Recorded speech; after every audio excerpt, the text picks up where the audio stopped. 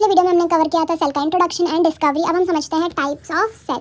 So types of cells में दो type के सेल होते हैं हमारे पास, unicellular and multicellular. So unicellular जो होता है, यूनि का मतलब होता है वन एंड सेल्युलर का मतलब होता है cell. So it is made up of a single cell, for example bacteria. Where in multicellular में मल्टी का मतलब होता है मेनी, सेल्युलर का मतलब होता है cell and it is made up of many cells, for example animal and plants. अब आते हैं हम प्रोकैरियोटिक एंड यूकैरियोटिक पे। प्रो का मतलब होता है विदाउट न्यूक्लियस एंड यू का मतलब होता है ट्रू न्यूक्लियस। और यहाँ पर मेम्ब्रेन बाउंड ऑर्गेनेल्स भी प्रेजेंट होते हैं जैसे कि mitochondria and Golgi apparatus। Where in prokaryotic के सिंगल सेल्ड ऑर्गेनिज्म होता है जो लैक करता है nucleus and membrane bound organelles में, for example bacteria like E coli. And यहाँ पर कोई भी ऑर्गेनेल्स प्रेजेंट नहीं होते सिवाय राइबोसोम्स के। और बहुत एक इंपॉर्टेंट चीज़ याद रखनी बहुत इंपॉर्टेंट है, जो कि है eukaryotic cell contains a nucleus while prokaryotic cells do not.